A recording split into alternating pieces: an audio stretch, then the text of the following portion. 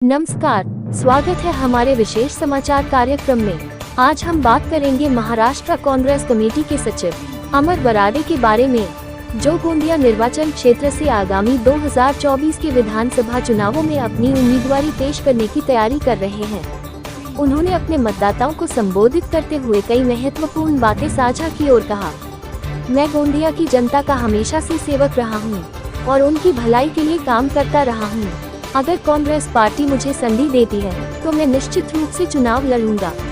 मेरा लक्ष्य है कि मैं गोंदिया के विकास के लिए अपने सभी प्रयास करूं और यहां के लोगों को एक बेहतर जीवन शैली प्रदान कर सकूं। आइए जानते हैं पूरी खबर विस्तार से। एकंदरीत कसं आहे, गोंदियाला विधानसभेला मागच्या वेळेला मी 19ला निवडणूक लढलो होतो। त्यावेळी ऐन वेळेस आमचे ज्यांना काँग्रेस पक्षाने वर्षानुवर्षे संधी दिली त्यांनी काँग्रेसचा पूर्ण फायदा घेऊन सगळी टीम सोबत ऐन वेळेवर धोका देऊन पक्षाला सोडून गोपाल अग्रवालने BJPमध्ये प्रवेश केला। फॉर्म भरायच्या एक दिवस पहिले मला तिकीट अनाऊन्स केली। मी कशीबशी 2-4-5 लोकांच्या मदतीने ते निवडणूक लढलो, भीतीने निवडणूक लढलो। पराभूत झाल्यावर सुद्धा मागे 5 वर्षामध्ये मतदारसंघात विविध क्षेत्रामध्ये कामं करत राहिलो। महाविकास आघाडीचा सरकार होतं त्यावेळेस भरपूर कामं केली, DPC मधून अनेक कामं मंजूर करून घेतली।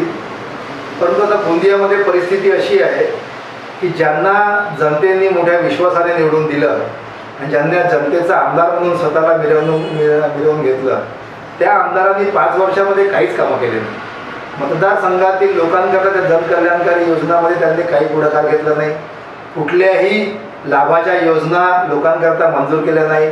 आज शिक्षण क्षेत्रामध्ये गोंदिया विधानसभेच्या अंतर्गत येणाऱ्या सगळ्या गावांमधल्या जिल्हा परिषद आणि शासकीय शाळा बंद पडत आहेत। दवाखाने जे आहेत सरकारी त्या ठिकाणी कामाला डॉक्टर नाही आहे, कुठला स्टाफ नाही आहे।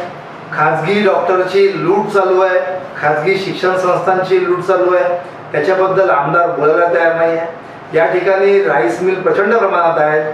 राईस मिल मालकांचे प्रश्न नेहमी ते विधानसभेत उचलतात, परंतु लोकप्रतिनिधी म्हणून या ठिकाणचे खासदार आमदार राईस मिल मालकांशिवाय जे धान उत्पादक शेतकरी आहेत त्या शेतकऱ्यांच्या हिताकरता बोलायला तयार नाही। त्यांना पाण्याची व्यवस्था झाली पाहिजे याबद्दल बोलायला तयार नाही। अशा प्रकारची परिस्थिती आज गोंदिया विधानसभेमध्ये आहे।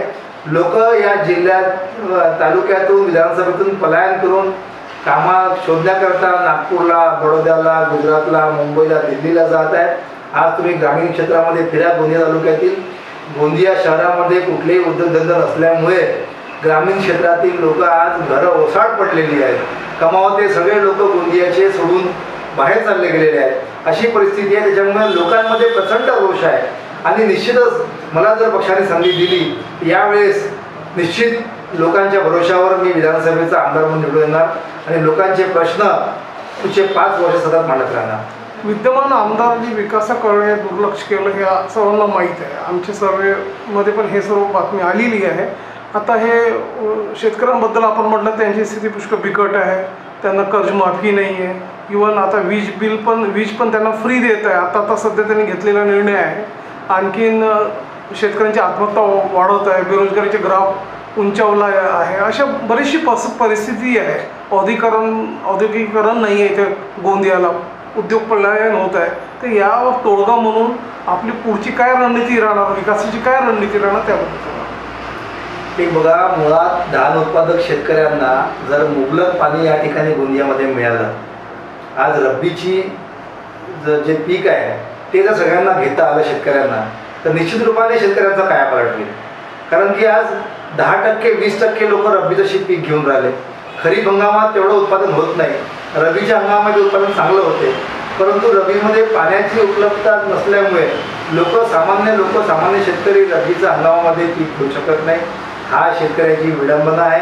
आणि सगळ्यात मोठा प्रश्न म्हणजे धान उत्पादक शेतकऱ्यांना त्यांचे धान जेव्हा शेतातून निघते बाहेर त्यावेळेस लगेच दोन्ही हंगामामध्ये जर या ठिकाणी शासकीय धान खरेदी केंद्र जे आहेत ते अद्ययावत करून पूर्वतयारी करून जर या ठिकाणी संपूर्ण जिल्ह्यामध्ये विधानसभेमध्ये जर चालू केले तर शेतकऱ्यांना स्वतःच्या शेतातील माल खाजगी व्यापाऱ्यांना लुटीच्या रेटमध्ये विकायची गरज पडणार नाही आणि तोच खूप मोठा नफा शेतकऱ्यांना होणार आहे.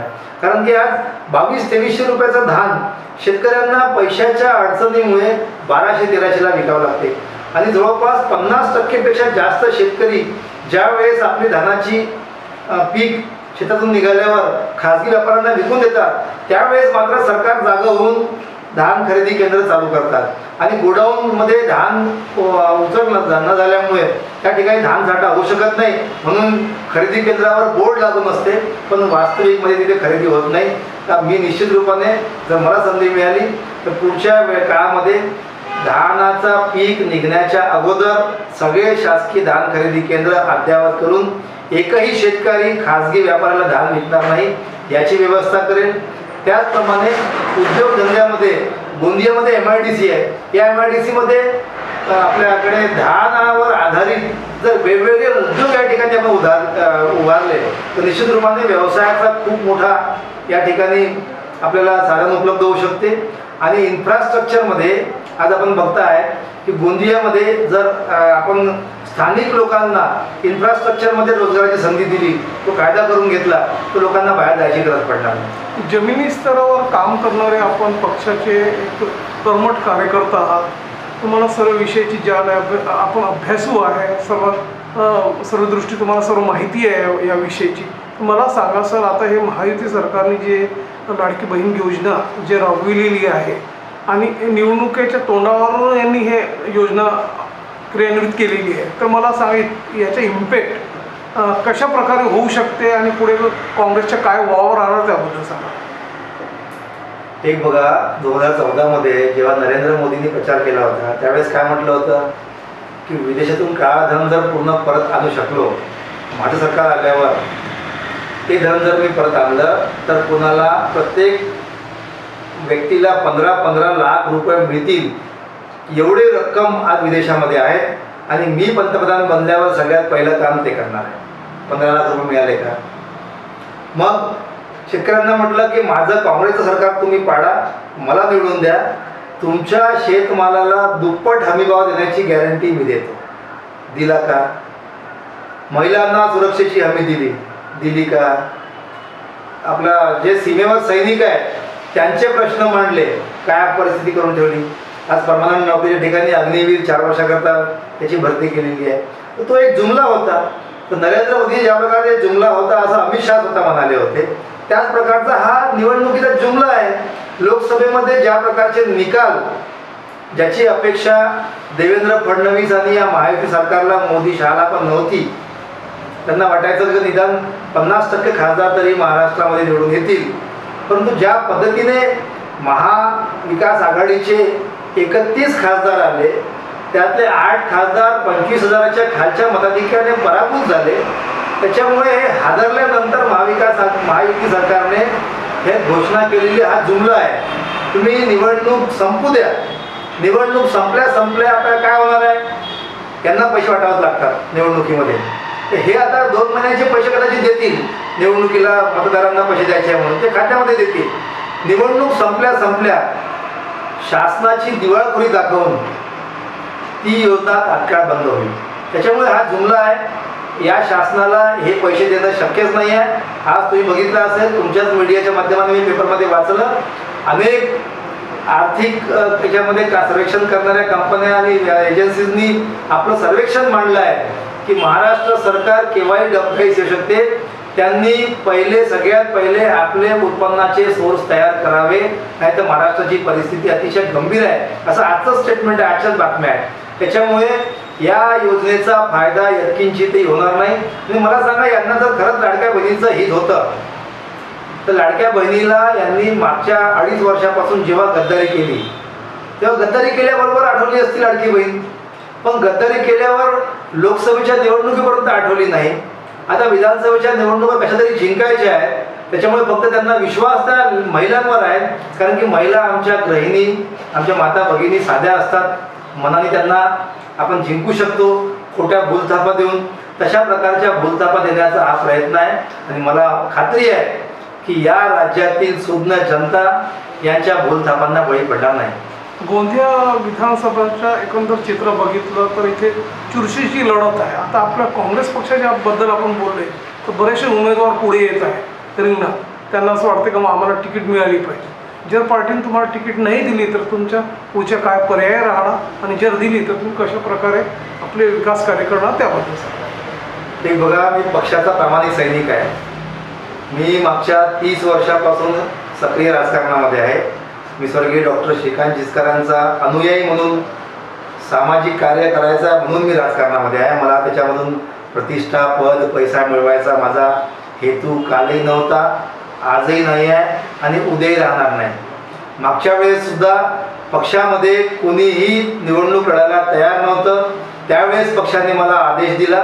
मी लगेच कसलीही तमा न बाळगता विपरीत परिस्थितीमध्ये निवडणूक लढलो. 5 वर्ष ज्यावेळेस काँग्रेसमध्ये कोणी यायला तयार नव्हतं त्यावेळेस पक्षाची बांधणी या गोंदिया विधानसभेमध्ये केली. आज या ठिकाणी भरपूर काँग्रेसचे कार्यकर्ते आहेत. मला खात्री आहे की पक्ष मला संधी यावेळेस देईल. परंतु कदाचित पक्षाने वेगळा निर्णय घेतला. आता आयाराम गायाराम बरेच लोक पक्ष सोडून मागच्या 10-5 वर्ष पहिले गेले होते. मग पुन्हा ते लोक येत आहेत, काही लोक पुन्हा येणार आहेत, अशा प्रकारच्या बातम्या येत आहेत. त्याच्यामुळे मोठ्या राजकीय काँग्रेस पक्ष असल्यामुळे याच्यामध्ये सर्वांना तिकीट मागण्याचा अधिकार आहे. कुणाला एकाला तिकीट मिळणार आहे. पक्ष नेतृत्व जे ठरेल त्या आदेशाचं पालन करणारा मी कार्यकर्ता आहे. मला संधी मिळाली तर मी निश्चित रूपाने या गोंदिया तालुक्यातील शहरातील ज्या जनसामान्यांचा भेडसावणारे प्रश्न आहेत त्या प्रश्नांना घेऊन मी मोठं जनआंदोलन पुकारेन. आणि सरकार आमचं असलं तरी आपल्या लोकांच्या हिताकरिता वेळप्रसंगी सरकारला सुद्धा म्हणजे वागण्यास बाध्य करील आणि आपल्या लोकांचं भलं केल्याशिवाय राहणार नाही. पक्षाला बळकटी प्रदान तुम्ही तर केलेलीच आहे, मोर्चे बांधणी पण केलेली आहे. आता यांनी जे आपली योजना जी राबवलेली आहे महायुतीने, मुख्यमंत्री माझी लाडकी बहीण योजना, त्याला काट स्वरूप म्हणजे लोकांच्या कौल आपल्या पक्षात वाढलं पाहिजे. त्यासाठी तुमची काय युक्ती राहणार आणि तुमच्या एक जनमानसमध्ये नागरिकांना तुमचा काय एक संदेश राहणार त्याबद्दल सांगा. लाडक्या बहीण योजनेचा फायदा निवडणुकीनंतर मिळणार नाही आहे, 100% खरं आहे. परंतु निवडणुकीच्या पूर्वी जर फायदा मिळत असेल तर निश्चित रूपाने मतदार म्हणून मी त्यांना आवाहन करेल की हे पैसे तुमचेच आहे. तुमच्याच टॅक्समधून दिलेले पैसे सरकार खर्च करणार आहे. आणि 2 महिने का होईना जर हे पैसे मिळत असतील तर निश्चित रूपाने आमच्या सर्व बहिणींनी मातांनी त्या पैशाचा स्वीकार केला पाहिजे. याच्यामध्ये जे काही सहकार्य काँग्रेस पक्षाचे कार्यकर्ते म्हणून त्यांच्या नोंदणी स्वरूपामध्ये जे काही सहकार्य लागेल ते आम्ही आमची पूर्ण टीम करत राहू आणि जास्तीत जास्त लोकांना याचा फायदा मिळवून देण्याचा प्रयत्न करू.